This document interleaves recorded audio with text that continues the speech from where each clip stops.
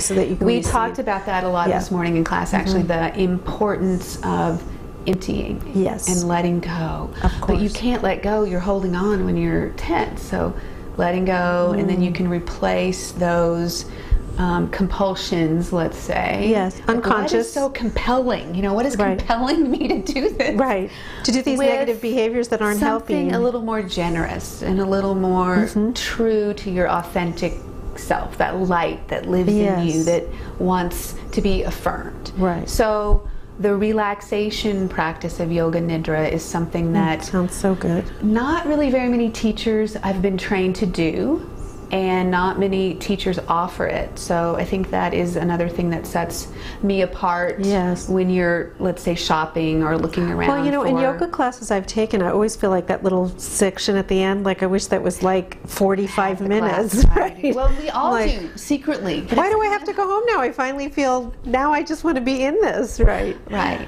Right, so and it great. is that space of integration where the healing happens. Truly happens. So the name of my business is Yoga That Heals. Right, and that's your website, yogathatheals.com. Exactly. And that's where the goddess chakra meditation can be found, and soon to come, the Nidra meditation. Yes. Exactly. Very good. Exactly. Now, you've brought a book on partner yoga, and I know you teach that as well.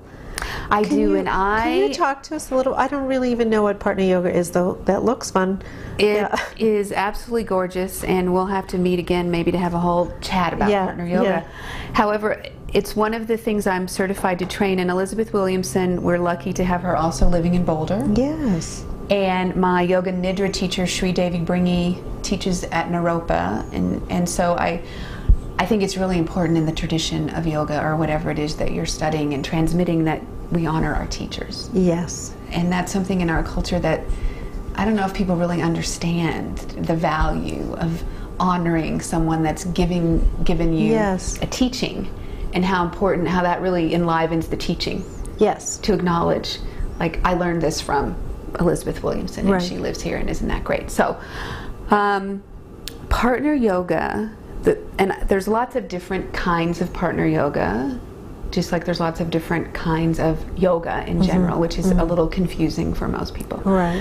The thing that I really enjoy and appreciate about this style of yoga is it's based on these principles of intimacy and human relatedness.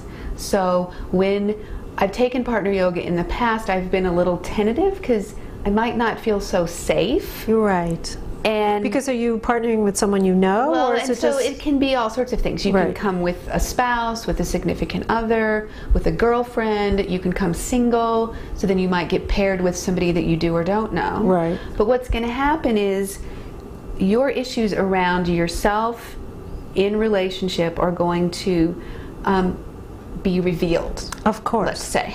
Because you're actually sharing space, physical space with someone, and you're being touched, and, and you're doing a yoga pose, and what if everyone can hold down dog for 5 minutes, but I can't? Right. And so this style of partner yoga, because we'll take a concept, let's say grounding, feeling the earth, and then there's this mindfulness. And in every class I teach, and in every session I do, there's a beginning, a middle, and an end. So people feel safe. Yes. Because you create like the ritual structure. And that's the beauty of having a routine in your life, is it makes us feel safe. Right. So there's building rapport, there's telling you, here's what we're going to do, here's a demonstration, here's how you can modify it. And then you try it with your partner, and then we debrief a little bit, and then we move on. What's the debriefing? You mean you talk about what did that bring up for you? How do you feel? And it's not therapy, per se. It's just but there's a little acknowledgement, so you don't have to pretend like, oh, this wasn't. So you don't have to pretend that I am so freaked out by this, right? So you could just say it, and then it's just out there, right? And so I not only took the partner yoga teacher training last summer at Gold Lake, which was lovely, fabulous. But because Elizabeth lives here, I have the opportunity to go do private lessons with her from time to time. And by nature, I'm not a real trusting person. So it's been a wonderful opportunity for me to take my yoga practice and my years of teaching, because when you're teaching, you're a little removed. Of course. You're the teacher. You're right. the teacher. So you're also a little bit more in control. Yes.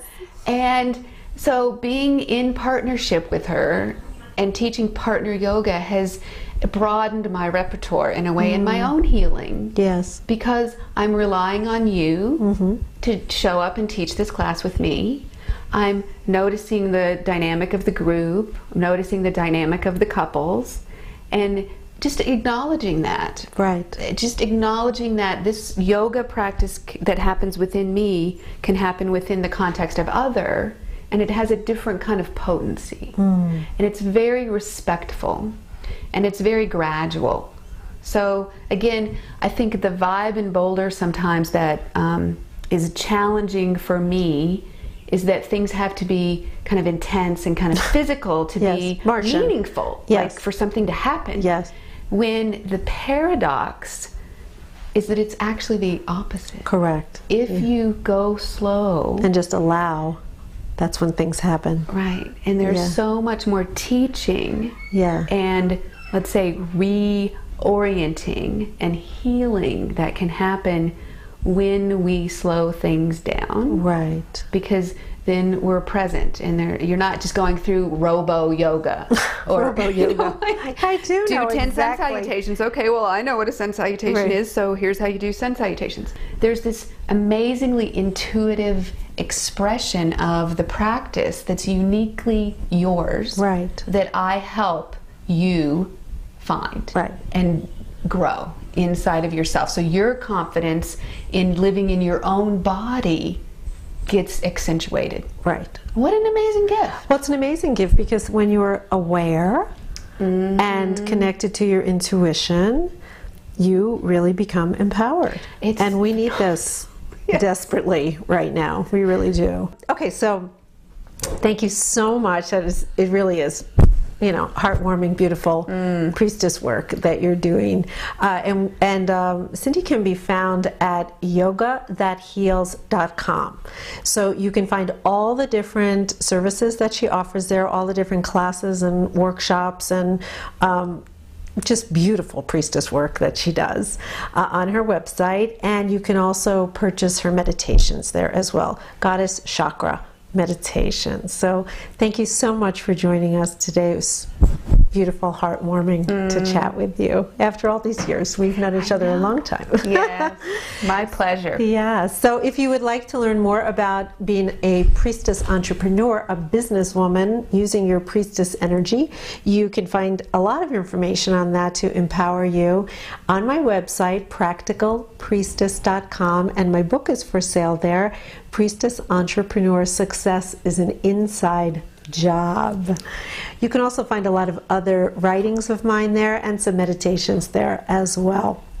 Meditation is very important, but you can look around and find the one that resonates for you. Thank you so much for joining us today. I'm your host, Cindy Morris, for Priestess Entrepreneur Kitchen Table Conversations for Channel 22 Boulder Valley Media Alliance.